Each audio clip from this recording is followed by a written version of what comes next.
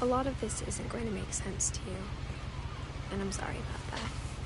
I'm just going to start at the beginning, with the house.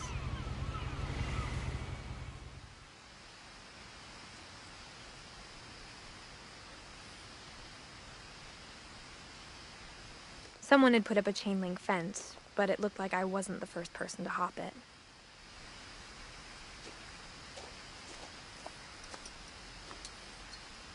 My brother Milton disappeared when I was 4. It was like the house just swallowed him up.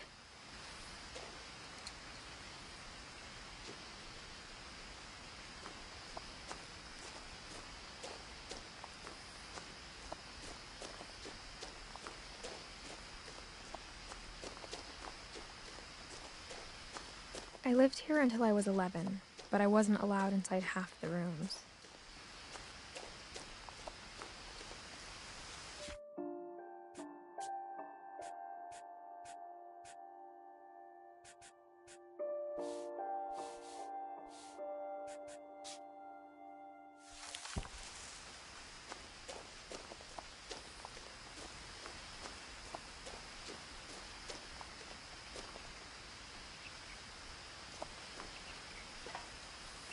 Inside the mailbox were bills from 7 years ago, marked urgent, open immediately.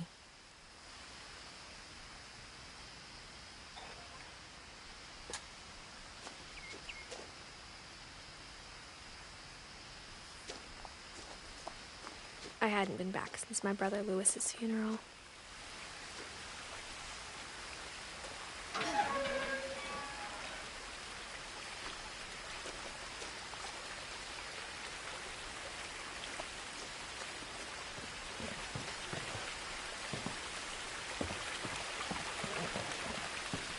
In her will, my mother left me a key, but didn't tell me what it unlocked. Maybe she thought I'd know, or she thought that the mystery would be enough to bring me back.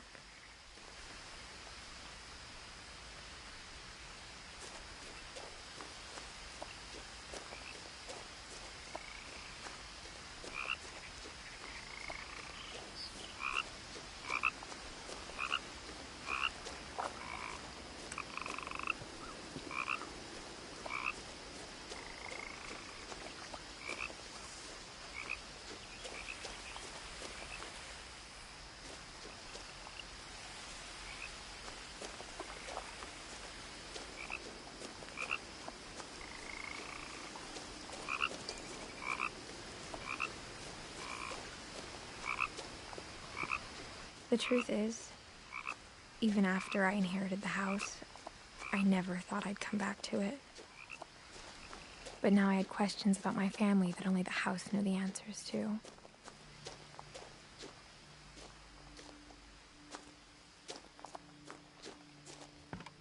The woods around the house have always been uncomfortably silent, as if they're about to say something but never do.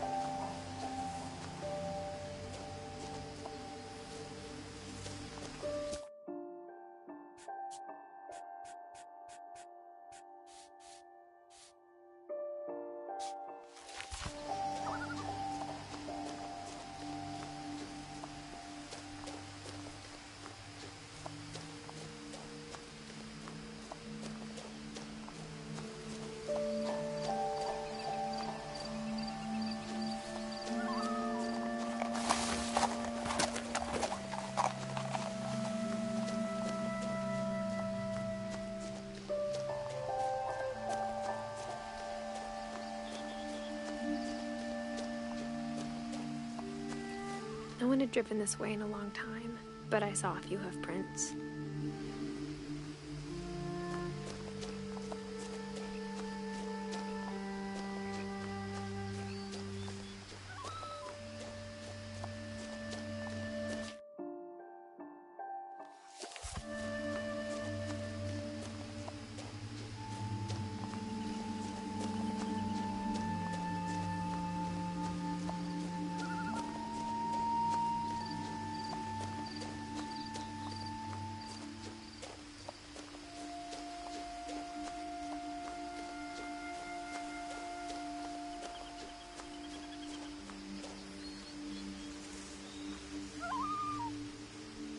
house was exactly like I remembered it, the way I'd been dreaming about it.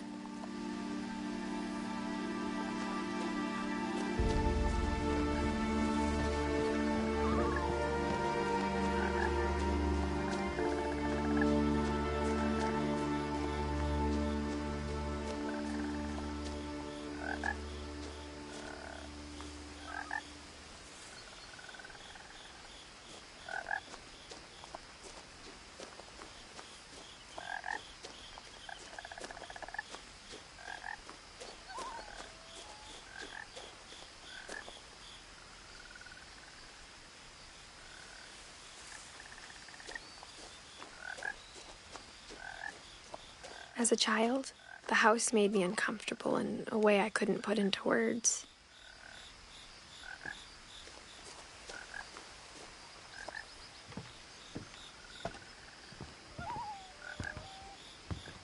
Now, as a 17-year-old, I knew exactly what those words were.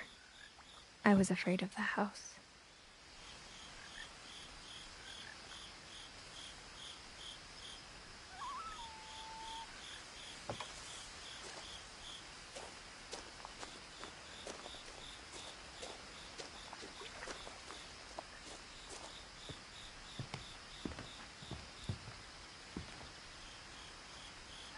I hoped the key might unlock the front door. It didn't.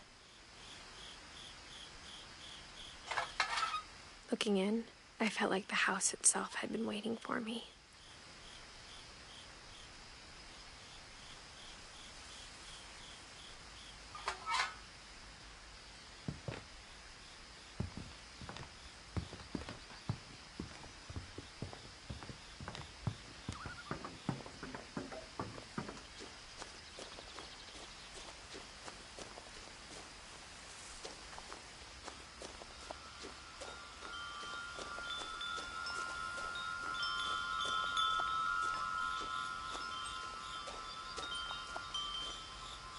The house felt like it had always been here. Even the swing set was older than my mother.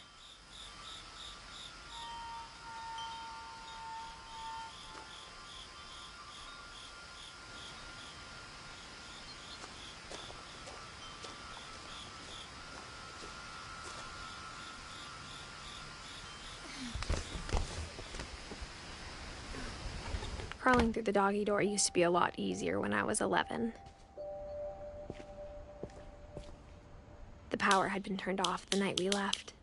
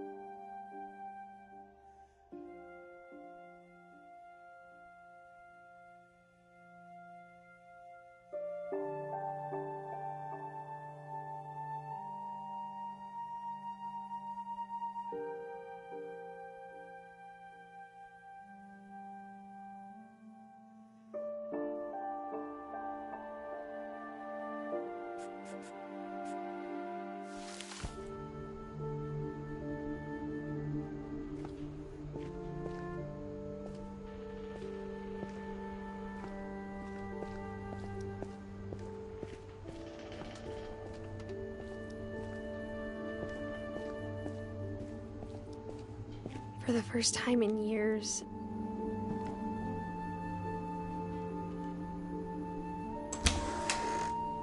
I felt like I was home.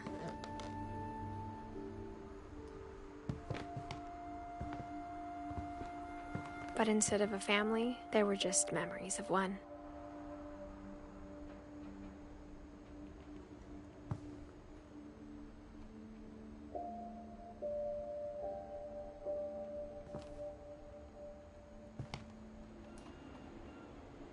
Like how after Louis started working at the cannery, we all got sick of eating salmon, Except our cat, Molly.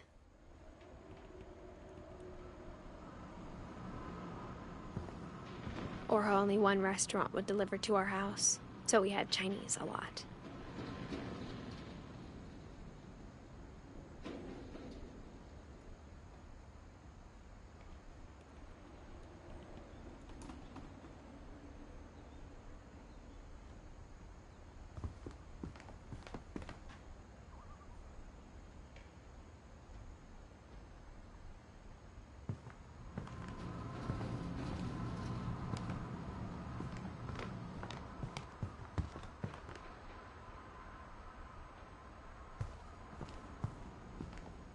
Nothing in the house looked abnormal. There was just too much of it, like a smile with too many teeth.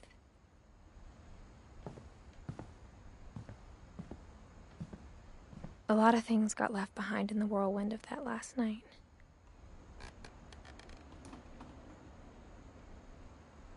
My mom wasn't much of an optimist, but she never stopped believing that my brother Milton was alive.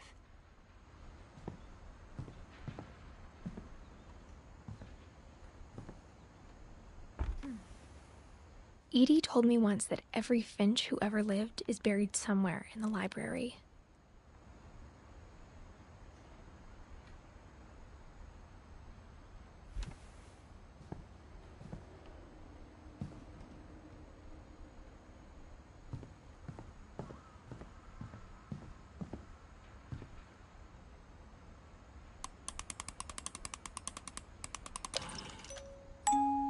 Great-Grandpa Sven built a music box for Barbara, along with the rest of the house.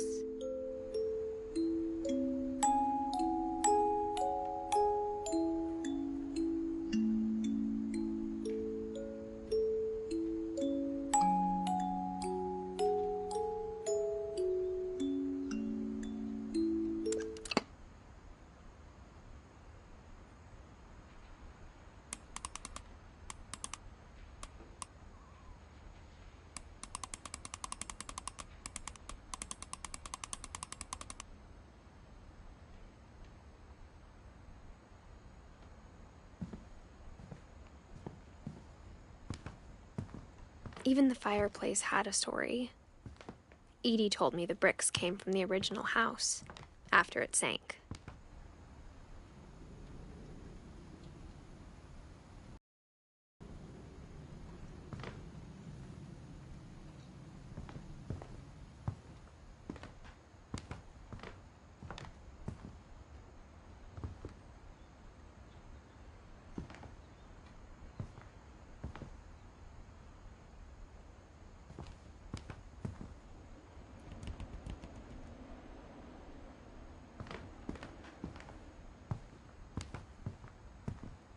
The table was still a wreck from the night we left.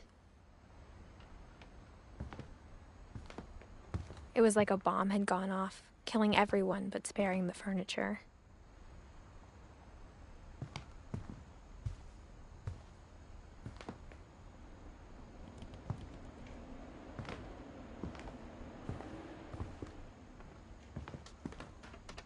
My mom was the only one of us who could imagine Great-Grandma Edie living in a nursing home.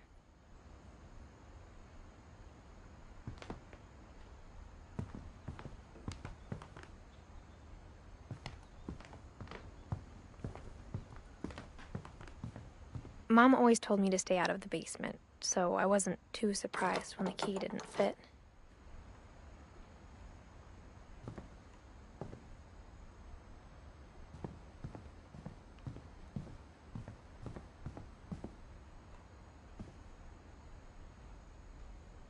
After Milton disappeared, Mom sealed up all the bedrooms.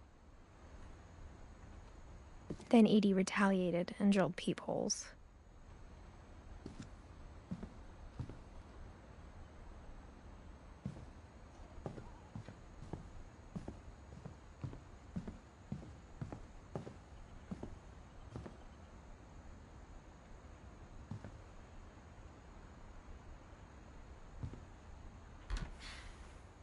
The last time I was in Edith Sr.'s room, I was 10 and she was painting my portrait.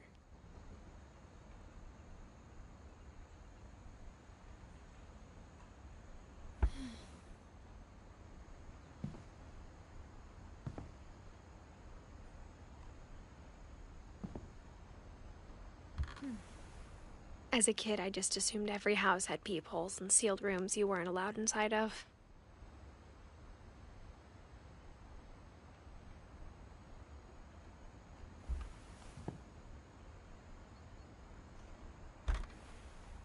My Grandpa Sam spent 7 years sharing a room with his dead brother, Calvin.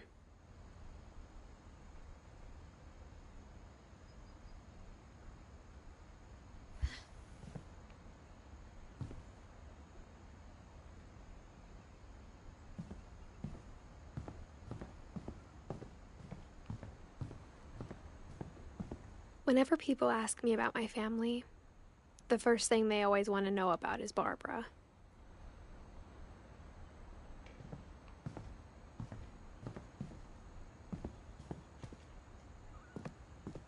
Mom must have locked the third floor stairs on the night we left.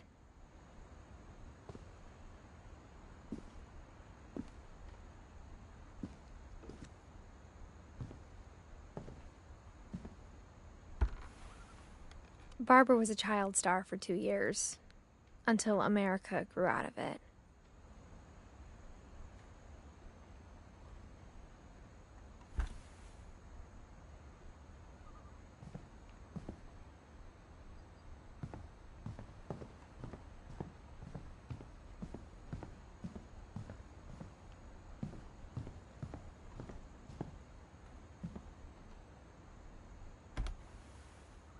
Molly always seemed like a girl I could imagine being friends with, if she hadn't died in 1947.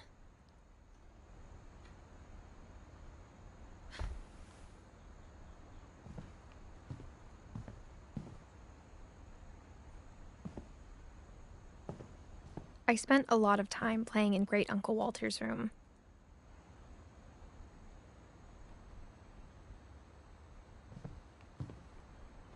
I think my mom sometimes regretted not sealing it up.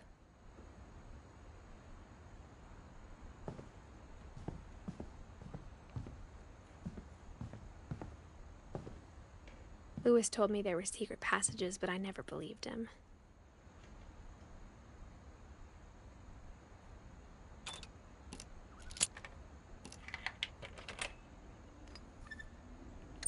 Turns out, my mom was really good at keeping secrets. Now it was time to find out what my mom had been afraid of.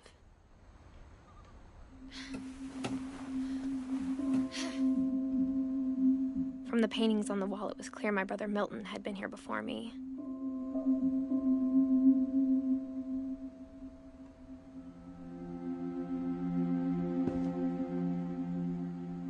Reading this, maybe it sounds like I had a plan.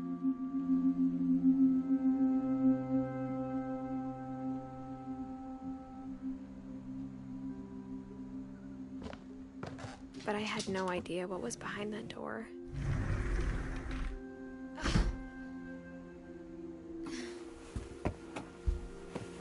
Just like I had no idea where all this was gonna lead.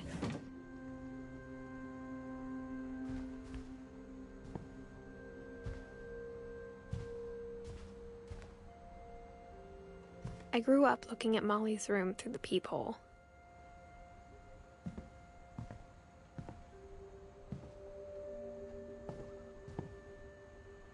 Molly's gerbil had a tiny bedroom with its own even tinier gerbil cage.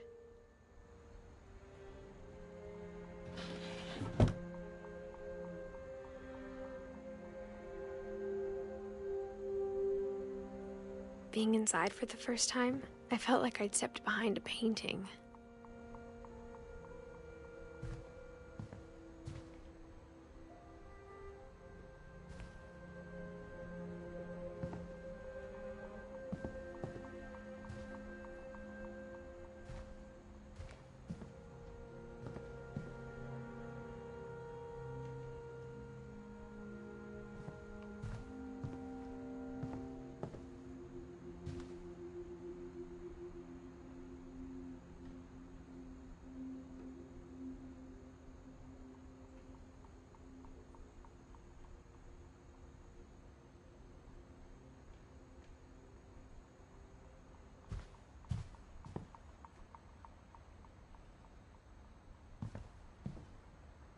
I got the sense Edie had spent a lot of time here before my mom sealed the doors.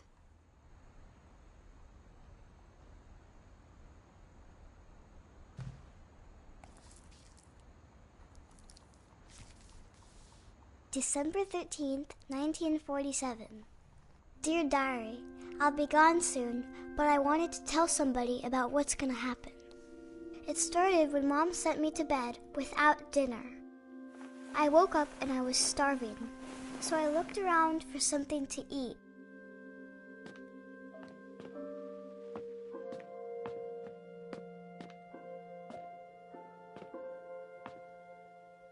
My Halloween candy was all gone.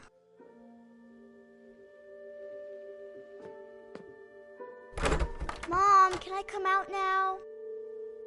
Sweetheart, it's late. Go to sleep.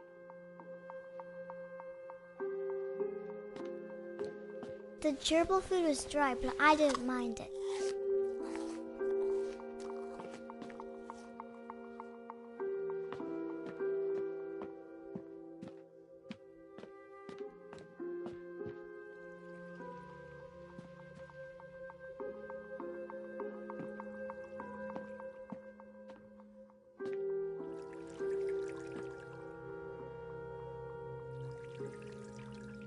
I thought about eating Christopher, but I held back.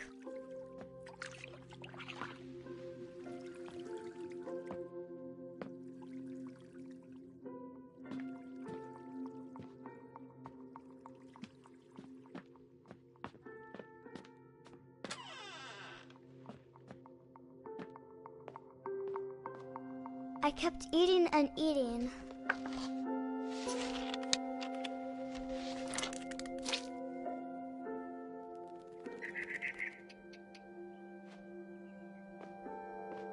I ate a lot of things that night.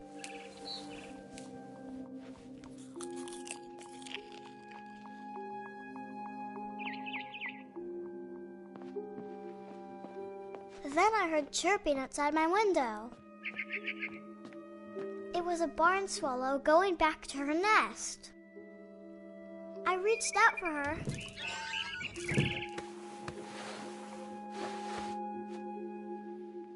And suddenly,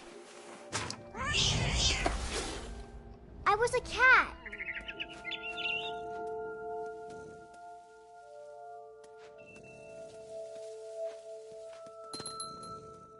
I tried to be quiet, but the bird was really scared.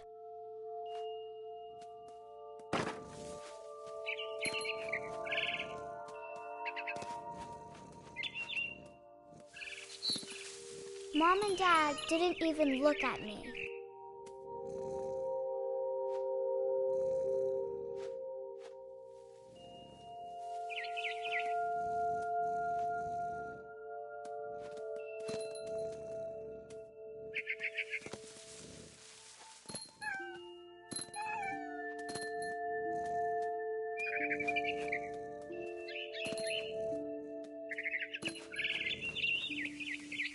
I jumped and I almost got her.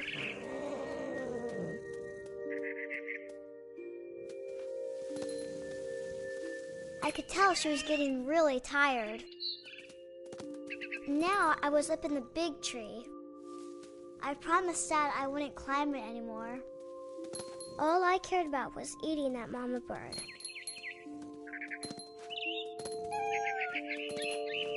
I gobbled her up. And suddenly, I was an owl. First, all I heard was the wind. Then I heard little teeth nibbling in the grass.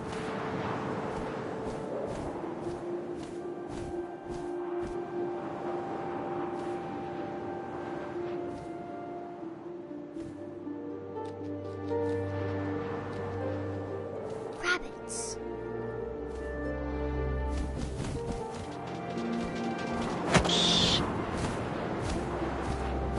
I imagined his face looking up and seeing mine through my talons.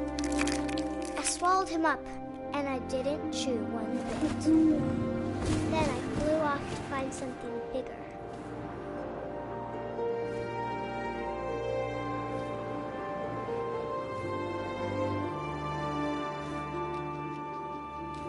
a mama rabbit.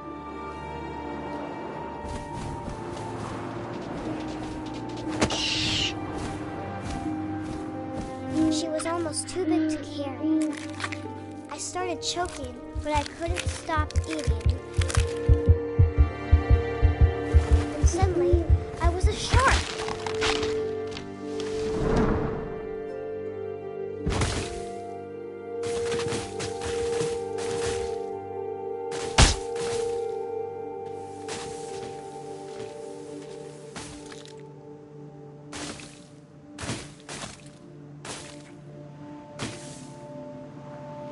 I rolled off a cliff and into the ocean. Now, I was hungrier than ever.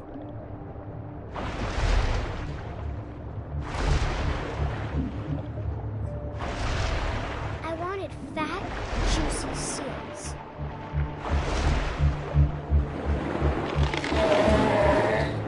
I tore off her flipper, and it tasted really good.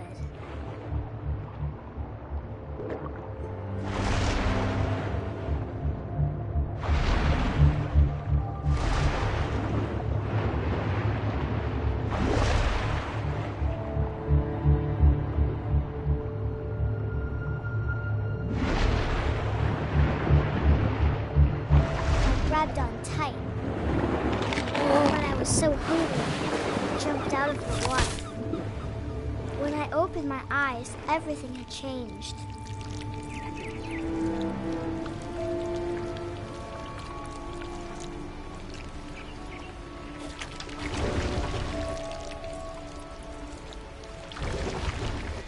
Now I was a monster, and I smelled people everywhere.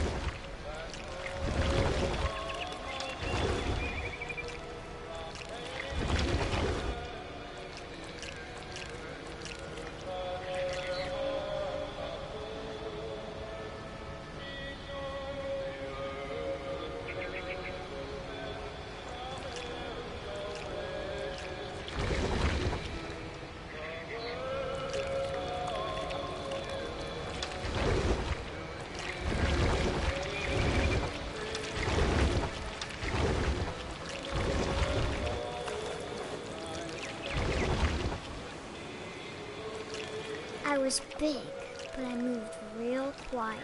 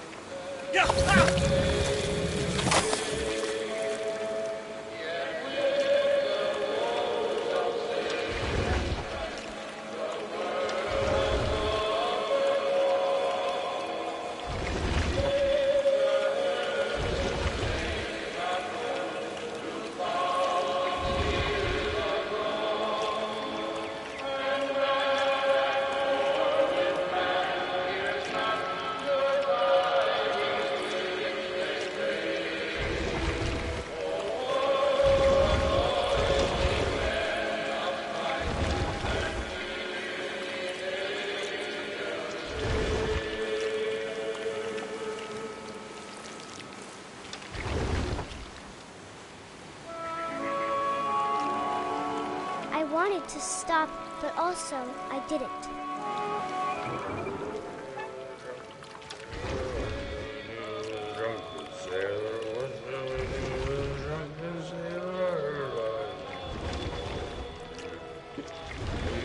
Belly was rusty, his belly was rusty, his belly was rusty, razor.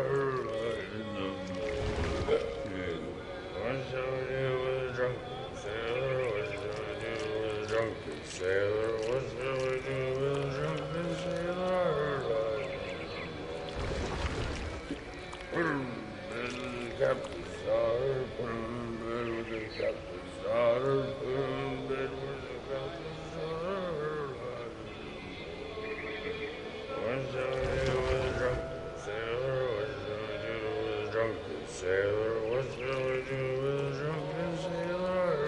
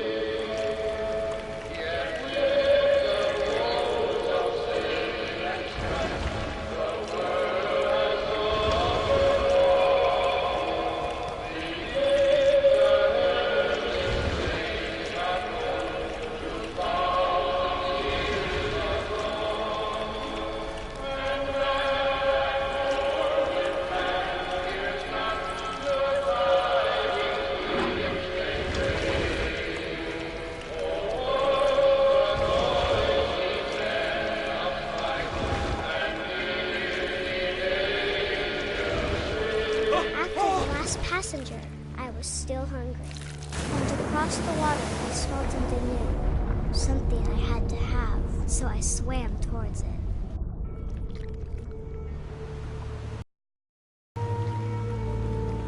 I slithered onto the sand, and the good smell went into an old pipe.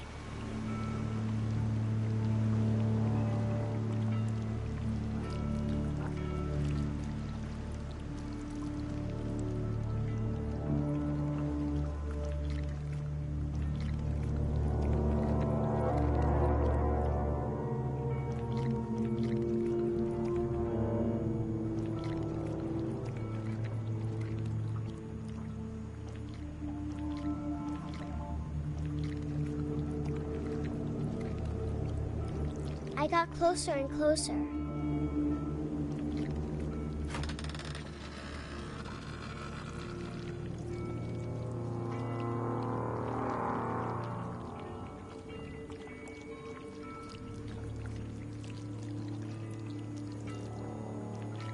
All of my stomach started growling. And suddenly, I was me again. I held my breath for a long time, but I couldn't hear anything. I think it's waiting for me to fall asleep. But it's not going to wait much longer. It needs to feed, and we both know I will be delicious.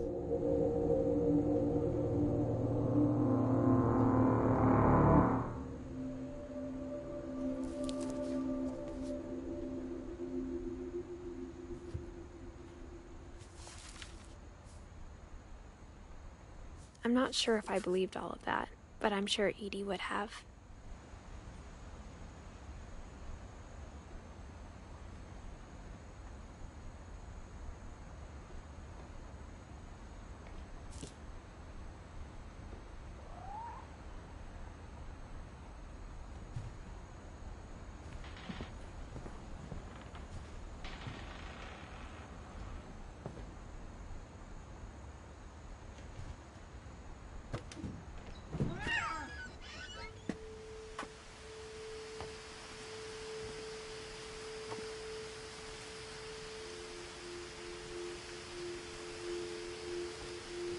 This will be obvious later, but my mom never told me any of these stories.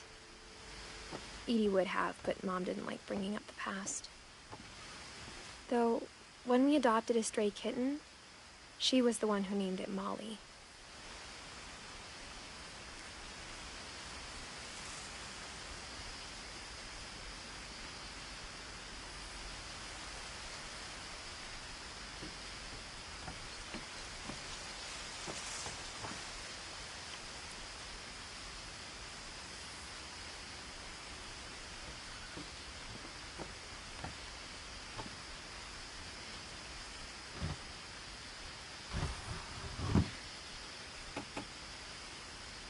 I spent a lot of time in Great-Grandma Edie's room.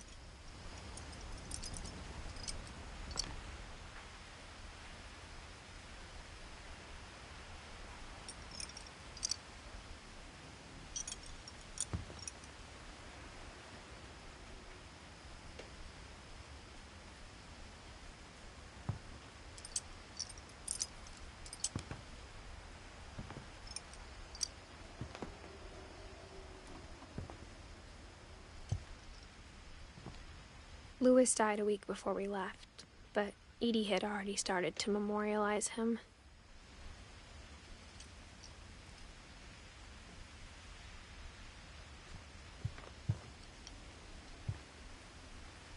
Edie gave a big interview about a mole man living under the Finch house. My mom was furious.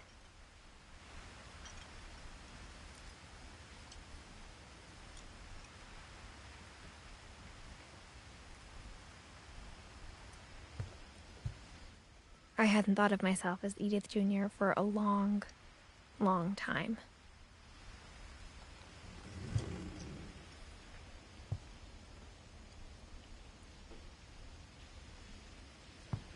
One summer, they evacuated the island, but Edie refused to go. For a few weeks, she was a celebrity.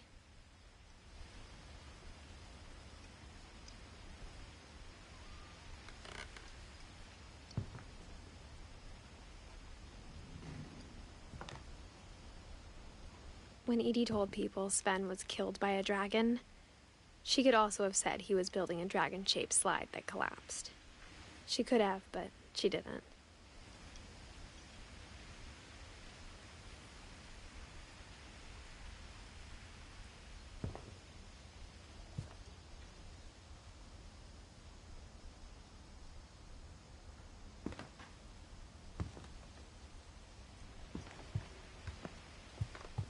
Even in her 90s, sometimes Edie seemed a lot younger than my mother.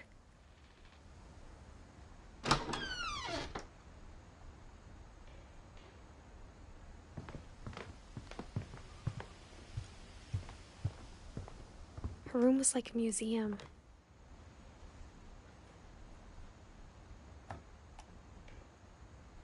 For 500 years, the Finches have been famous throughout Norway for their fortune. And misfortune.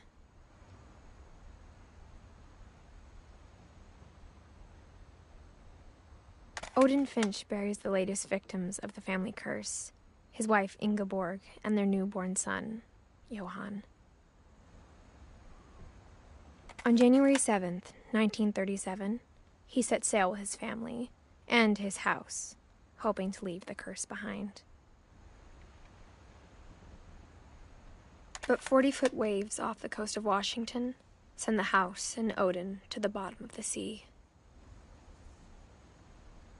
Odin's daughter Edie, with husband Sven and baby Molly, step ashore on their new home, Orcas Island.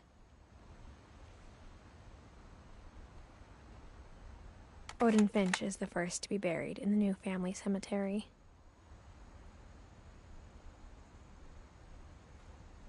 His daughter Edie is already dreaming of a new Finch house.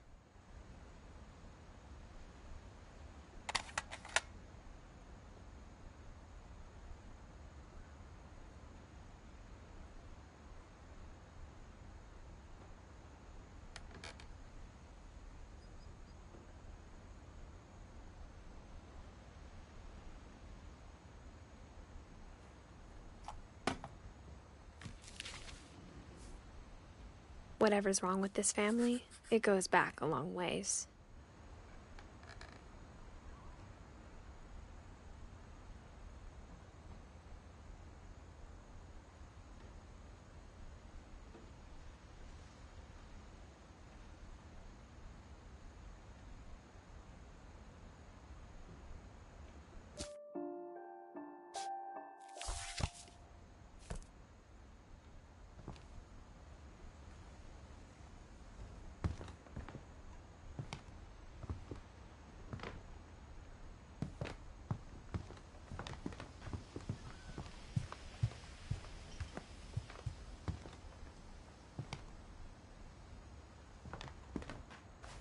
The only trace Grandpa Sam's first wife Kay left on the house was the pink bathroom. It was a pretty big trace.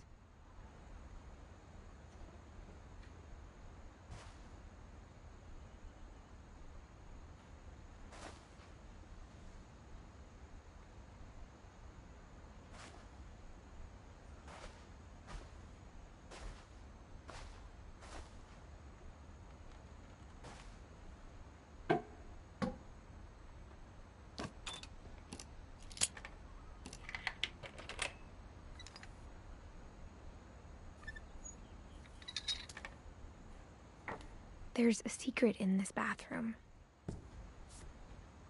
It's in the last place you would look. It isn't in the cupboard. It's hidden in this book.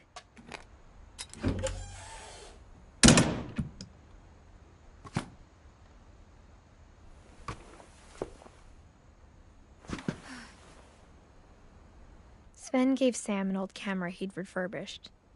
He never put it down.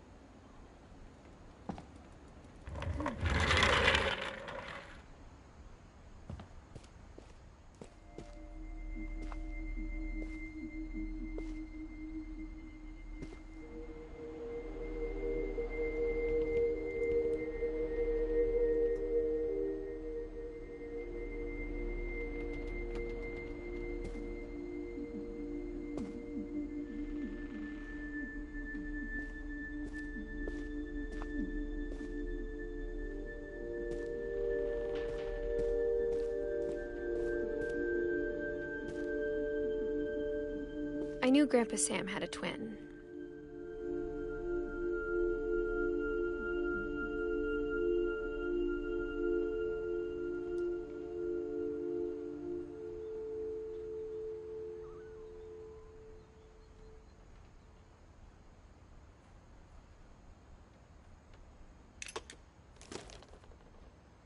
And that he never talked about him.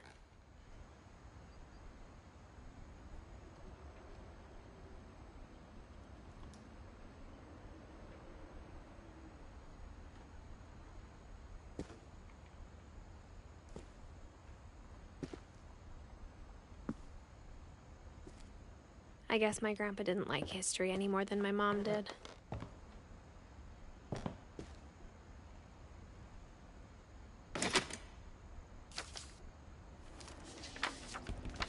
How I Want to Remember My Brother by Sam Finch. The thing I remember is that when he made up his mind, that was it.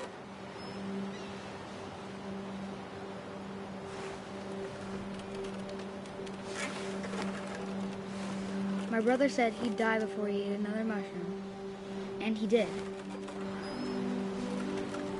At Barbara's funeral, we swore he'd never be afraid again, and he wasn't. I think Calvin always wanted to fly.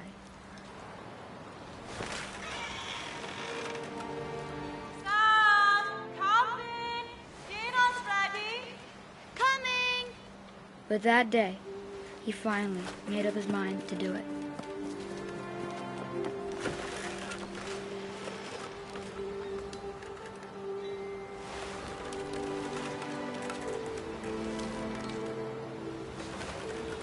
I told him going around was impossible. Maybe if I hadn't said that. Calvin, I'm not gonna tell you again. Maybe if the wind hadn't picked up.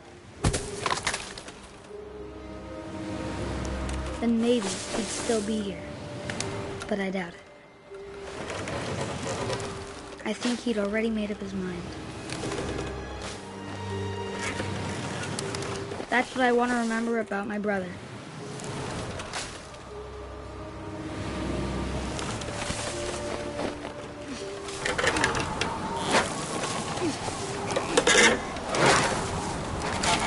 The day he made up his mind to fly.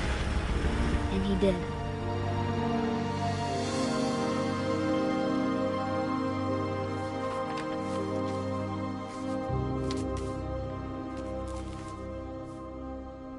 Calvin's story felt strangely familiar.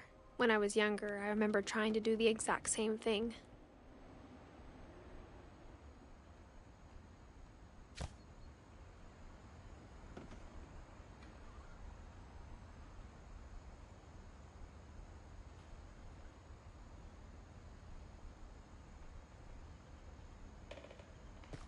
After the funeral, Edie roped off Calvin's half of the room.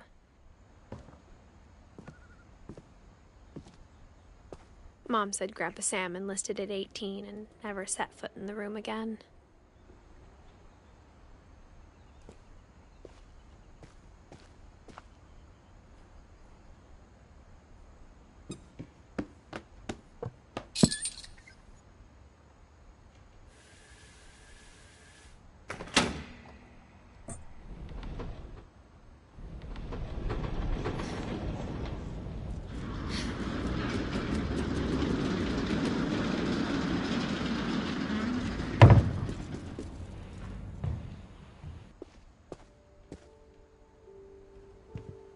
The passages were a pretty tight fit. They'd obviously been built for smaller hands and bellies.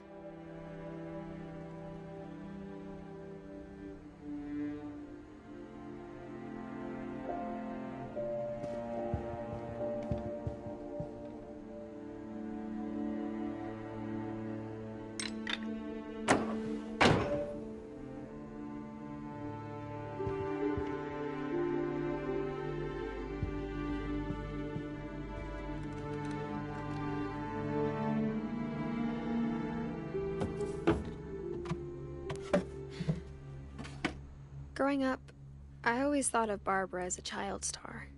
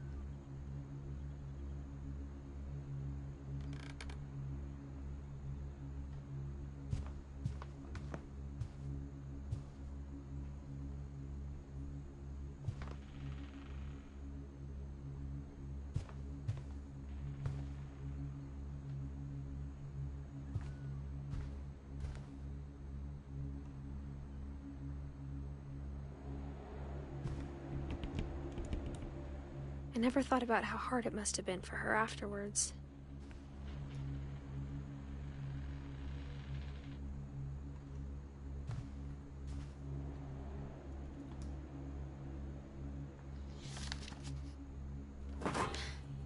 Of all the stories people wrote about Barbara's death, I'm surprised Edie saved this one.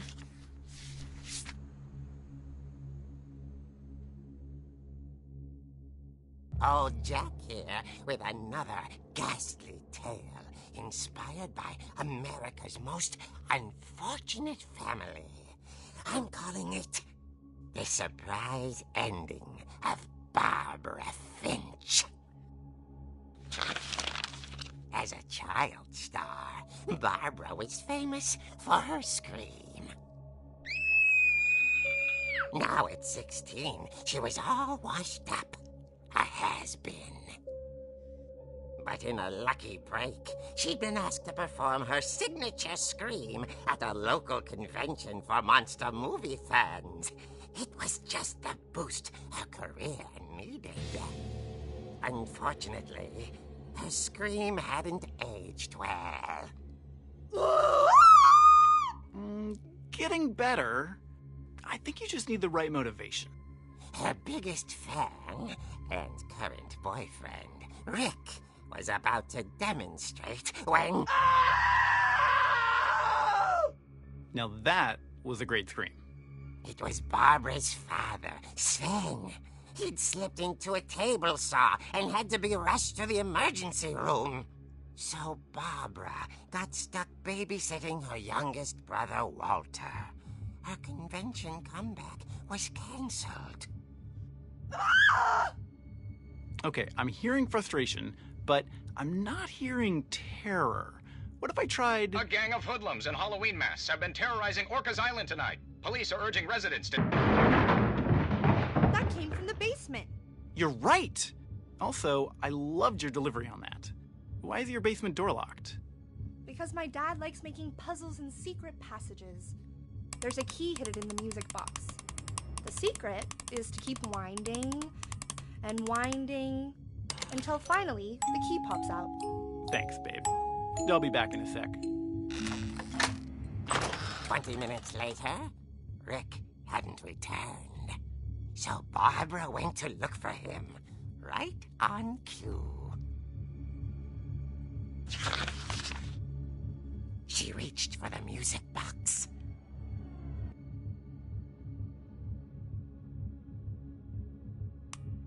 And as she wound the key, she listened for Rick, but the house was silent.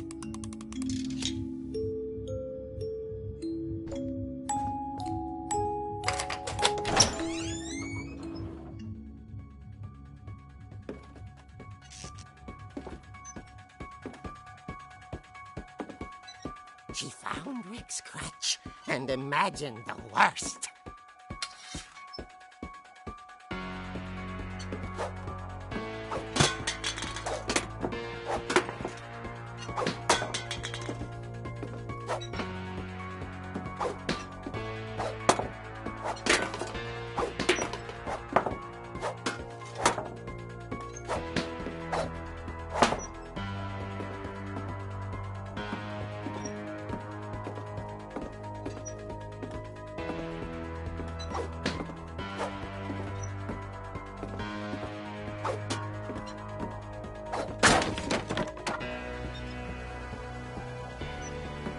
Leader is the infamous Hookman killer, Dr. Carl Hamill, who impaled and then ate his family 10 years ago tonight.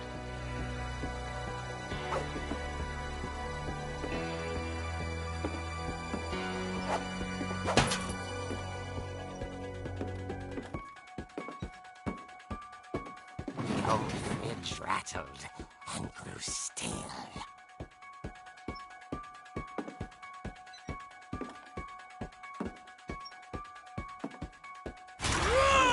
Dear. Oh! Rick? Barb, relax. I was just trying to scare you to help you find your scream. Well, I'm not scared, Rick. I'm furious. Then act furious. All I'm getting from you now is that you're hurt and confused and She threw him out, but she kept a little something to remember him by. Barb, have you seen my other crutch? And she was still holding it when she fell asleep watching the late picture show. Hours later... Barbara! Walter, what's going on up there? Ah! Okay, I'm coming up, but if this is a trick, you're dead, Walter.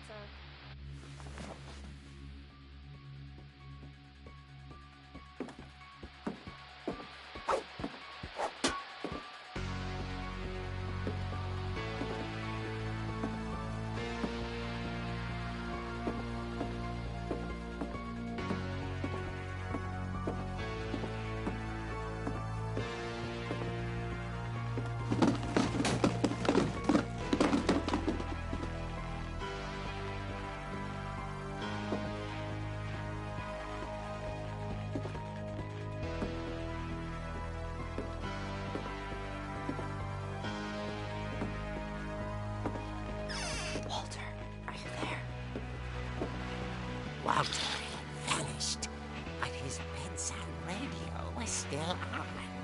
Orcas Island police describe the man as 6 feet tall, with a steel hook for a hand. Residents are urged to lock all doors and windows and notify the police of any suspicious activity. Barbara turned, saw the hook man, and was speechless. He was quite smashing.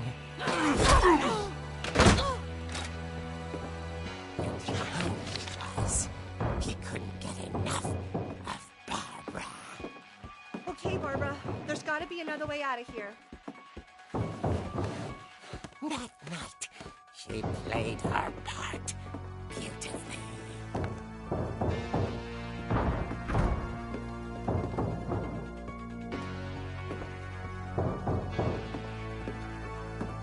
Molly's door hadn't been opened in years. The hinges grow.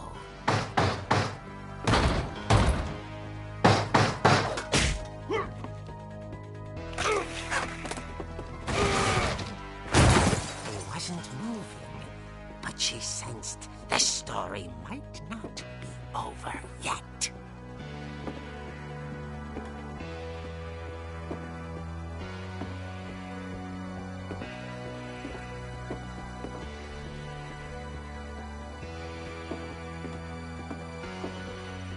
The hookman had vanished.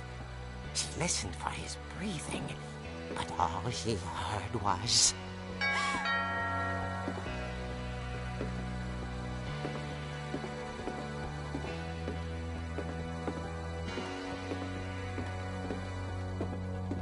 At the door, she heard whispering.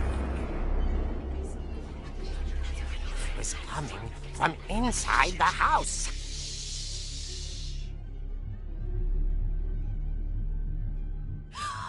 Oh dear. The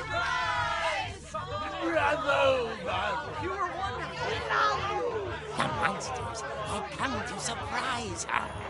For Barbara, it was a dream come true. Then she saw what kind of monsters they were, and she realized what was about to happen. She was going to be famous. And with her final breath, Barbara Finch gave the performance of her life.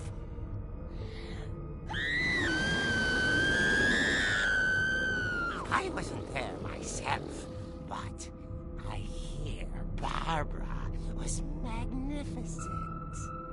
Poor girl. She had a taste for stardom.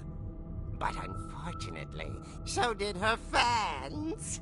Of course, the police blamed it all on poor Rick, who disappeared the same night. And little Walter? Hiding under his bed the whole time. He took it all pretty hard, but that's another story.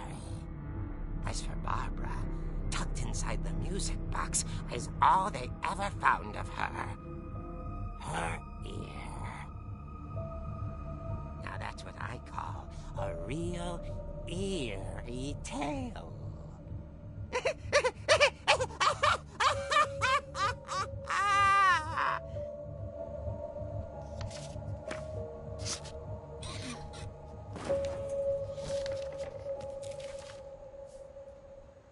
Edie told me all Barbara wanted was to be remembered, as absurd as that comic was.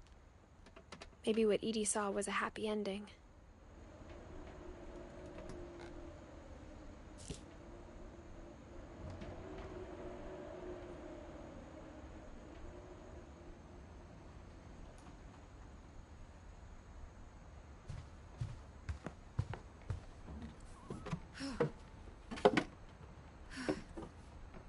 I guess now I know why Mom didn't like me playing with the music box.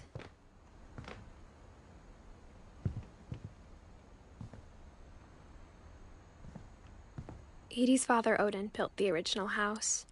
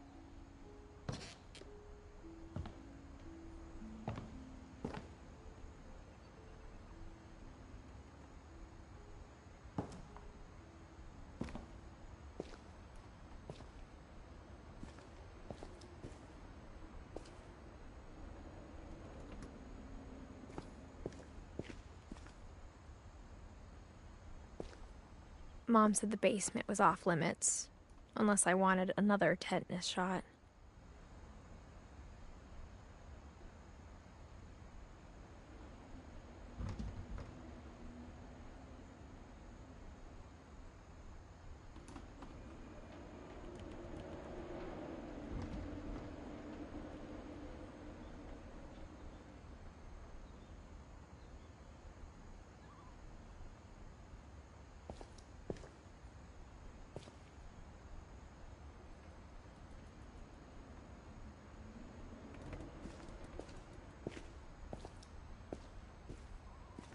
I saw Edie sneak down to the basement once, carrying packages.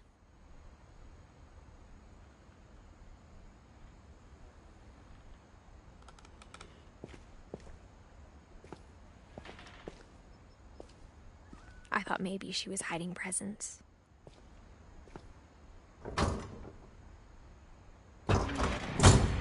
It turned out she was hiding a lot more than that.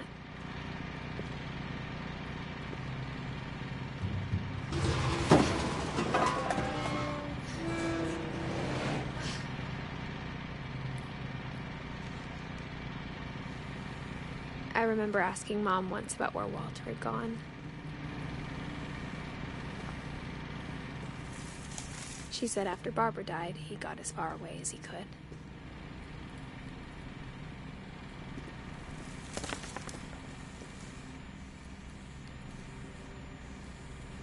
If there's a pattern in all these stories,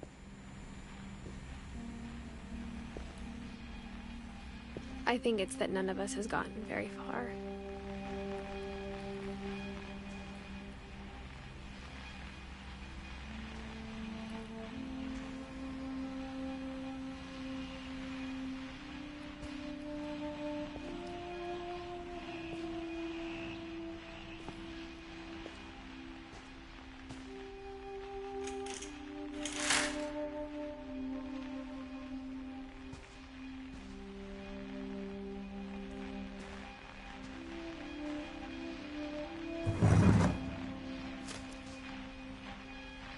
Goodbye, everyone.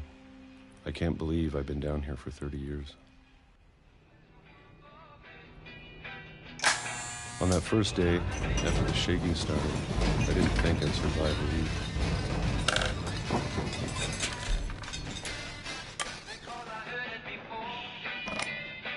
But after a few days, I settled into a routine. That's what kept me sane. Having a schedule, living for today. I always expected to be dead tomorrow. But if you wait long enough, you get used to anything.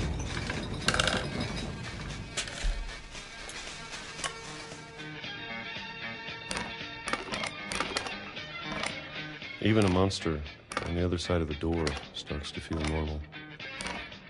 Almost friendly.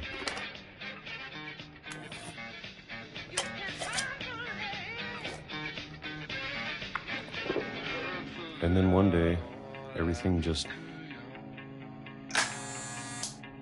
stopped.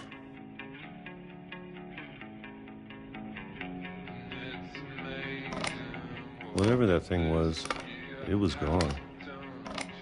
Maybe it got tired of waiting.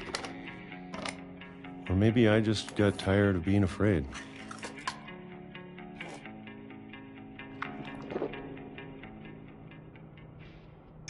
It's been a week now, the longest in 30 years. I'm done waiting. I have to leave while I still can.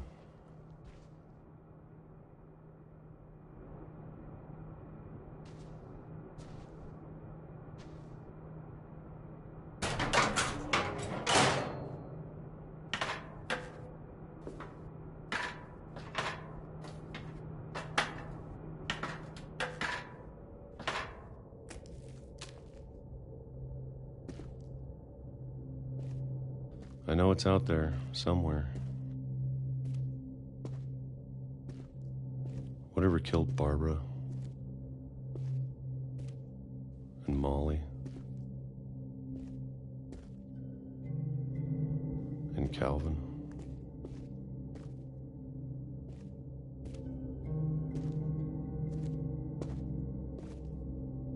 Maybe this is all a mistake.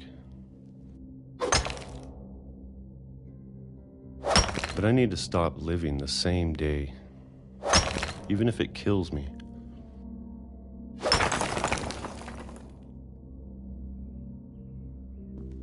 Whatever's out there, I want you to know I'm ready for it.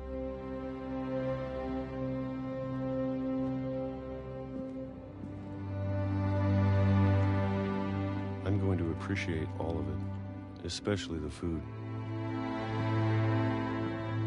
I don't mind if I only have a year left, or a month, or a single week. I'd be happy with one new day. I can already imagine the sun on my face.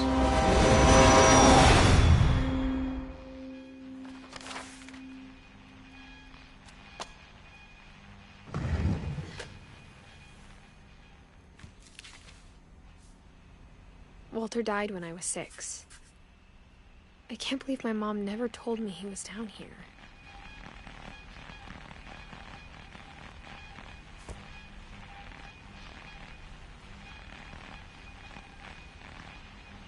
I'm sure my mom was trying to protect me.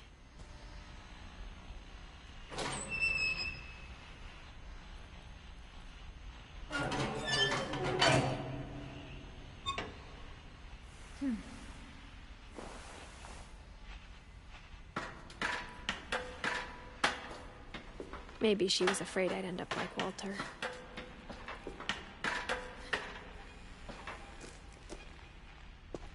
But if she never told me about an uncle under the house, I can only imagine what else she was hiding. I don't want to make the same mistakes she made.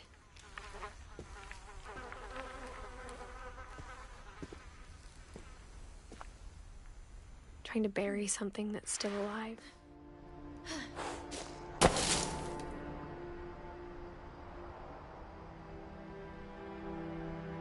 Now that there's only one of us left, or maybe two, I thought it was time I heard the stories for myself and found out what happened to everyone else. But now I'm worried the stories themselves might be the problem. Maybe we believed so much in a family curse, we made it real.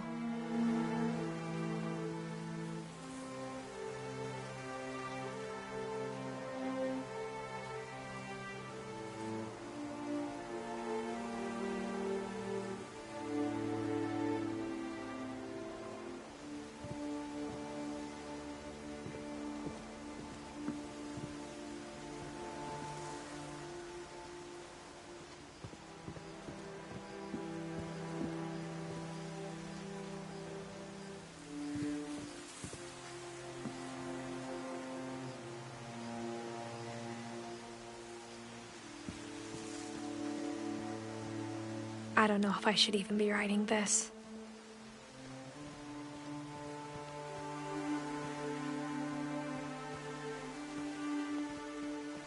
Maybe it'd be better if all this just died with me.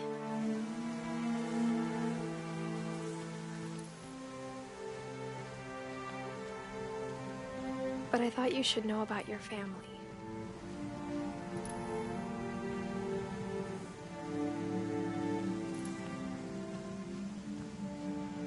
And the history you're a part of.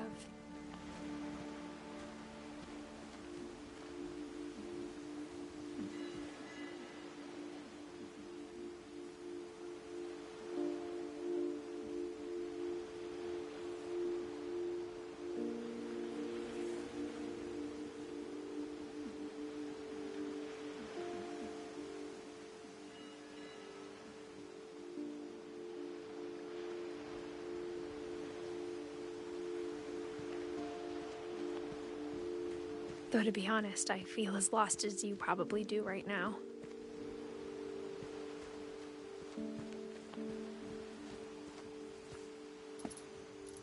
I think the people in these stories believed them, for what that's worth.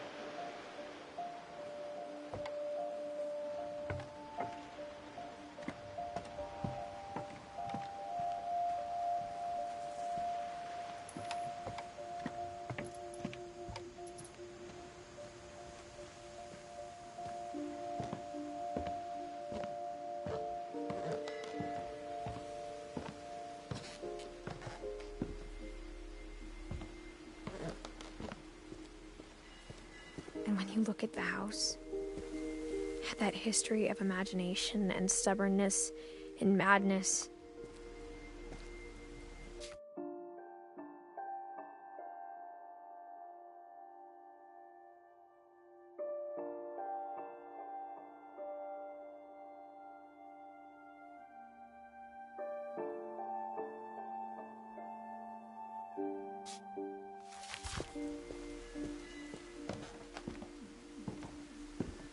any of it seems possible.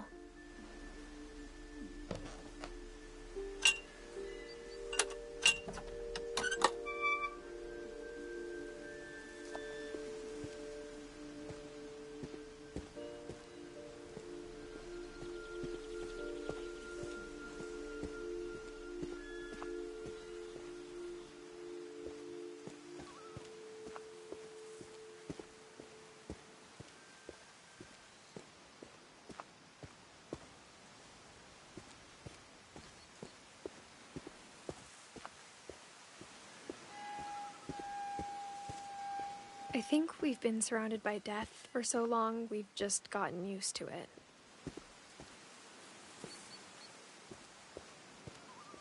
What kind of family finishes building a cemetery before starting the house?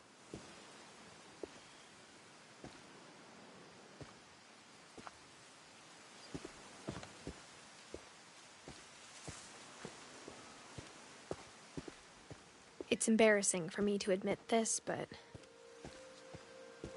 the pet cemetery made me more uncomfortable than the human one.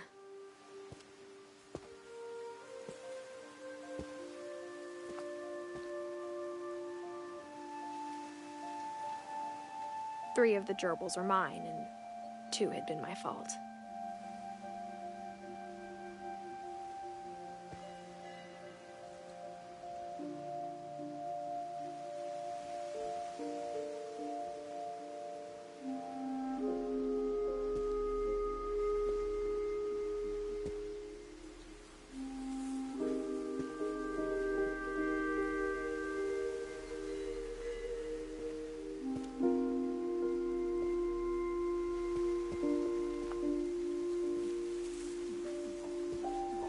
Sven built the house, but it was Edie who designed the cemetery.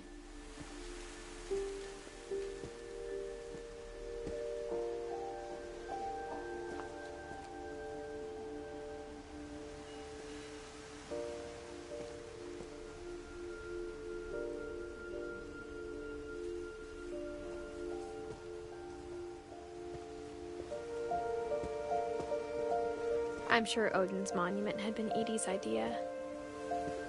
My mom was always trying to move on, but for Edie, the past never went away.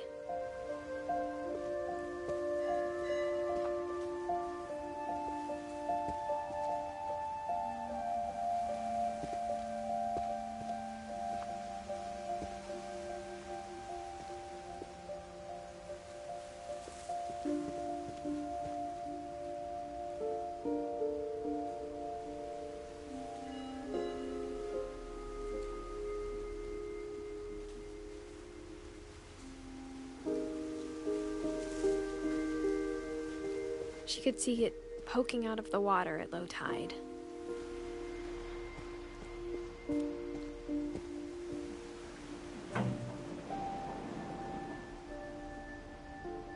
Edie said she dreamed about the old house every night.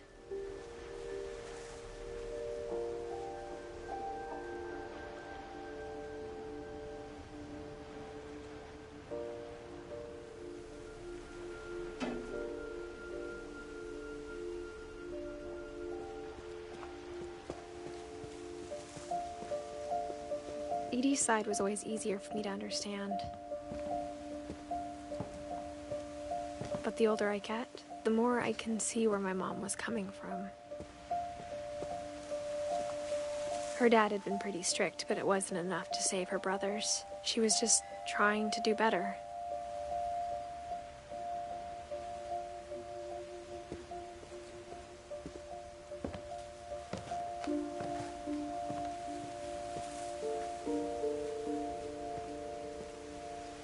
She lost 2 of her brothers, just like I did.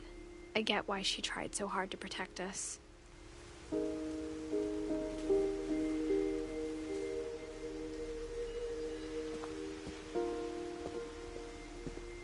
There's so many things I wish I could ask my mom now. Part of me thinks this is what she wanted all along.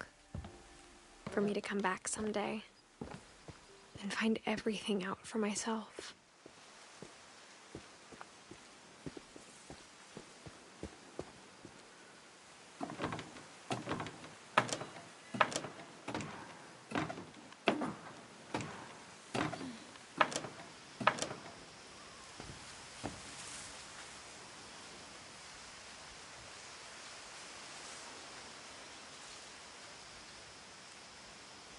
But looking back on it now,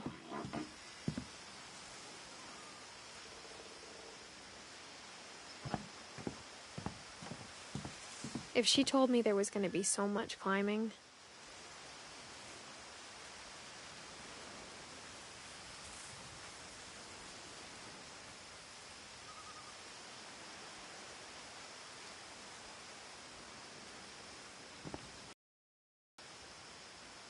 I never would have come when I was 22 weeks pregnant.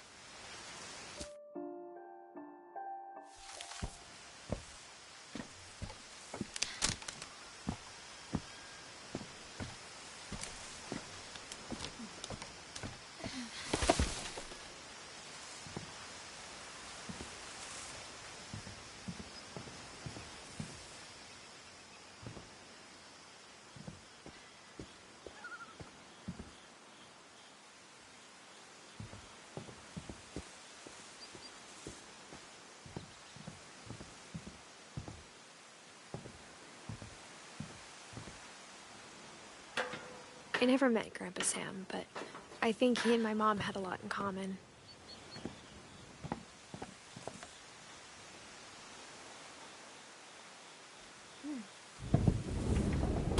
They were both pretty intense.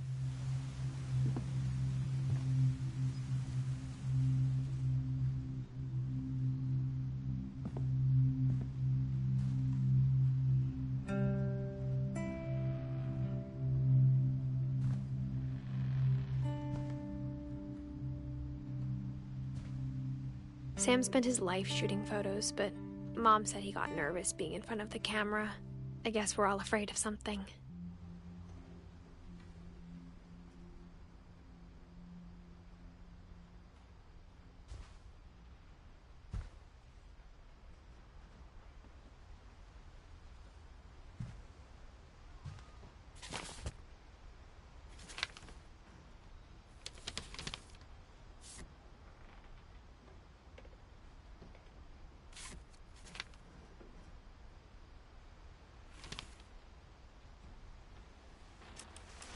Dawn, I promise, you'll never forget this weekend. Yes, sir. These memories are gonna last a lifetime. Hmm? Am I gonna have to shoot anything? It's a hunting trip, Dawn. Shooting is strongly encouraged.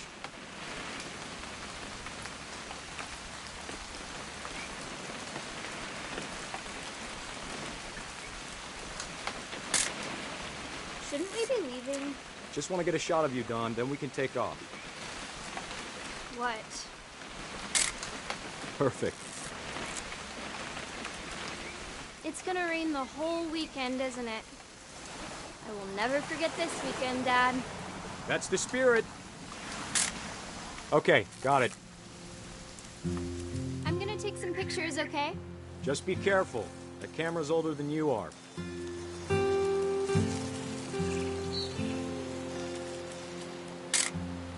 Aw. You're right, Dad. It's starting to clear up. Still freezing, though.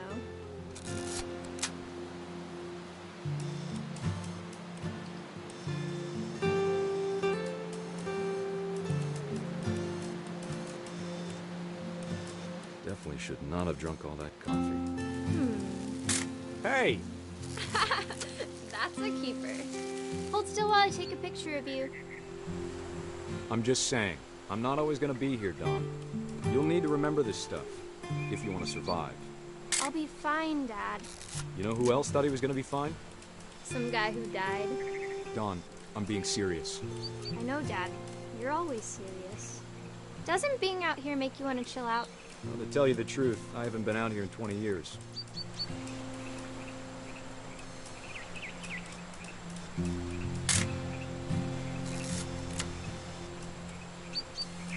Last time I was with my brother Calvin. Man, that was a great trip. Your grandpa Sven taught us how to fish. Dad! Good eyes, Dawn.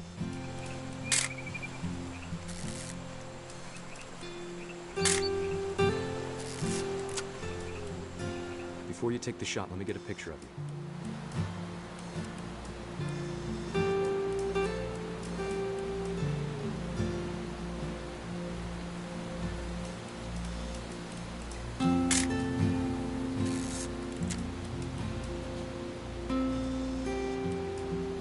Dad, I... Just breathe. Turn off your imagination. Focus on your target.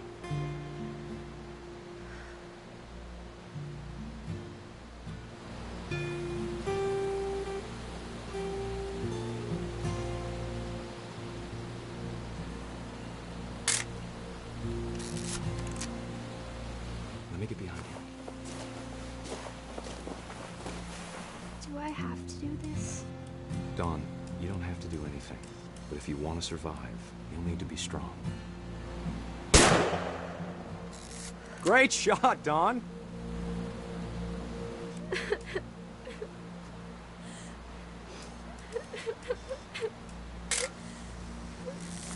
I'm proud of you, Dawn. Always remember that, okay?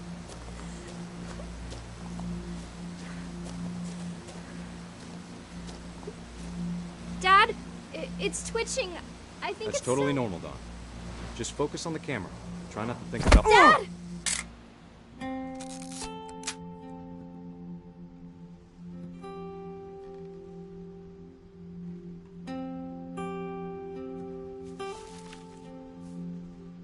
Of all these stories, that's the one I wish most that my mom had told me.